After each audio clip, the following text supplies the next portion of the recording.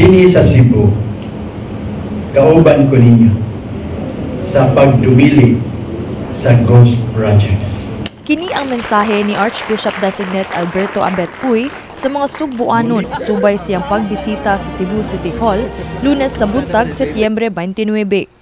Si Bishop Uy kinsa maoy mupuli sa pwesto ni Cebu Archbishop Jose Palma na ila sa paggamit sa iyang tingog aron ipalanog ang baruganan sa simbahan mahitungod sa mga isyu sa katilingban. Isip usa ka environmentalist, malipayon sab siyang magkahiusa sa environmental advocacy ni Cebu City Mayor Nestor Archival. Mayor Nestor, nalipay ko nakadungog sa imong mga gipasiyugdahan.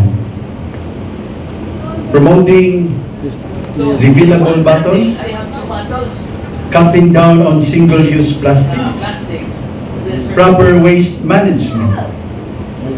They may look like small steps, but they are powerful examples. Happy sad kayo mi Archbishop considering nakahibaw ko nga usa ka environmental advocate. Tungod niini, lakip sa planong collaboration sa syudad ngadto sa Archdiocese of Cebu ang Rainwater Catchment Project, tree planting ug uban pa. Lakip sa unang gibuhat ni Bishop Uy, human sa iyang pag-abot dinhi sa Sugbo kagahapong adlaw ang reverence o paghatag og pagtahod sa imahen sa balaang bata nga si Senyor Santo Niño sulod sa Basilika. Gisuroy sab ni Bishop Uy ang makasaysayanong Magellan's Cross kung asa siya gisugat sa mabulukong performance sa lumad pa sa kanon. Gani walay paghubas ang pasalamat ni Bishop Uy sa mainitong paghangop sa mga Sugbuanon kaniya.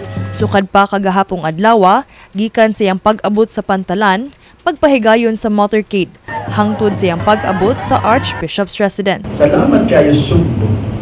Grabe. My joy was overflowing yesterday sa pagtagbo ninyo dito sa pier and the people lining on the streets.